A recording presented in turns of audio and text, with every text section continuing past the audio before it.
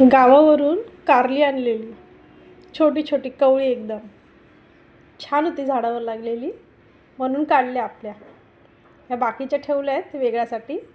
आणि आता थोडीशी तोंडी लावण्यासाठी मी कारल्याची भाजी करते आहे, चिंचेच्या गुळाची. हो, आमच्या घरात सगळ्यांना आवडते चिंच गुळाची कारल्याची भाजी.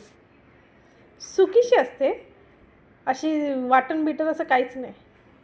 चिंच गुळाचं पाणी टाकलं, मीठ टाकलं, थोडा वेळ अर्धा तास मी मुरायला ठेवलं, म्हणजे पाणी सोडेल कारलं सगळं. आणि नंतर मग त्याला फोडणी दिली कांदा लसणाची. आपले नॉर्मली मसाले टाकायचे आणि शेंगदाण्याचं कूट टाकलं आणि शिजवली, झाली. खूप छान लागते. मोस करून तर लहान पोरं पण, आमचा ध्रुव पण खातो, त्याला पण आवडते. कारण की आंबट गोड असते ना, जरा कडूपणा तर येतोच.